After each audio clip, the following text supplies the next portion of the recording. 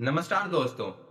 आपको क्या लगता है हमारी इंडियन आर्मी दुनिया की सबसे पावरफुल आर्मी है या नहीं? डीआरडीओ नए नए वेपन्स बनाता है या फिर हमारा डिफेंस सेक्टर सिर्फ एक पॉलिटिकल स्टंट बन गया है?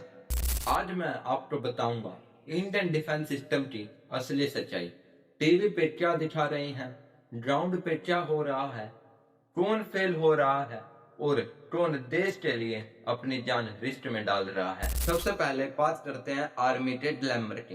परेड, वेपन्स, टैंक्स, एयरक्राफ्ट और हाई टेक मिसाइल्स सब कुछ टीवी पे परफेक्ट दिखाया जाता है, लेकिन सच और ही कुछ है। इंडियन आर्मी के 95% जवान ग्राउंड पे एक्सट्रीम क्लाइमेट में स्ट्रगल कर रहे हैं। सियाचिन में -40 डिग्री सेल्सियस और राजस्थान में +50 डिग्री सेल्सियस में सरवाइव कर रहे हैं। उनके पास basic snow boots, quality jackets या नाइट विजन गॉगल्स भी नहीं होते कई बार। सीएजी 2019 की रिपोर्ट में बताया कि साइचन सोल्जर्स के पास proper snow boots, snow goggles और हाई एल्टीट्यूड क्लोथ्स की कमी थी। थी। डीआरडीओ रोज नए प्रोजेक्ट्स लॉन्च करता, कभी मिसाइल्स, कभी ड्रोन्स और कभी एयरक्राफ्ट बनाने के लिए। लेकिन क्या ये सब बैटलफील्ड में काम करता है या फिर ये सब एक दिखावा है? तेजस फाइटर जेट्स बनाने में डीआरडीओ को 40 साल लग गए। कई बार मिसाइल टेस्ट तो सक्सेसफुल होते हैं, लेकिन डिप्लॉयमेंट टाइम पे नहीं हो पाता। आर्मी खुद डीआरडीओ के कुछ इक्विपमेंट को नॉन रिलायबल कहती है। इंडिया डिफेंस बजट 2024 में $75 बिलियन था, लेकिन 2025 में इसे 9.53% इंक्रीज करके $78.57 बिलियन कर दिया गया है। लेकिन रिसर्च एंड डेवलपमेंट का बजट इस बजट का 5% है। Indigenous make in India project slow है और फॉरेन इंपोर्ट्स पे इंडिया हेवनली डिपेंडेंट है। रिसेंट SIPRI 2024 रिपोर्ट्स बताती है कि इंडिया दुनिया का लार्जेस्ट आर्म्स इंपोर्टर बन चुका है।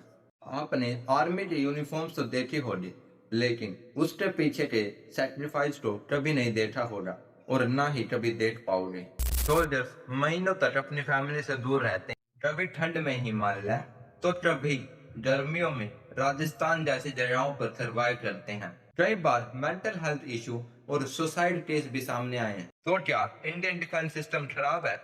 नहीं, इंडियन डिफेंस सिस्टम खराब नहीं है, बस थोड़ी सी इम्प्रूवमेंट की जरूरत है।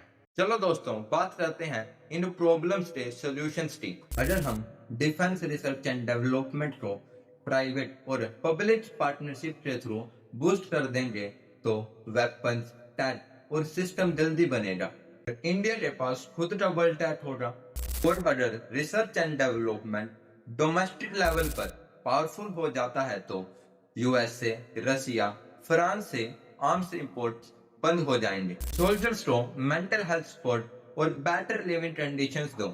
डीआरडीओ को अकाउंटेबल बनाओ, डेडलाइन और फील्ड टेस्टिंग पर फोकस होगा। गलतियां सबसे होती है, लेकिन सुधार सिर्फ तब होता है जब आवाज उठती है। इंडियन डिफेंस सिस्टम में पोटेंशियल है, पर पॉलिसीज को पब्लिक प्रेशर चाहिए। आपका एक शेयर, एक कमेंट और एक सब्सक्राइब इस सच को दूर तक पहुंचा सकता है। आइए सिर्फ आर्मी का नहीं, उनके सिस्टम का भी सहारा बने।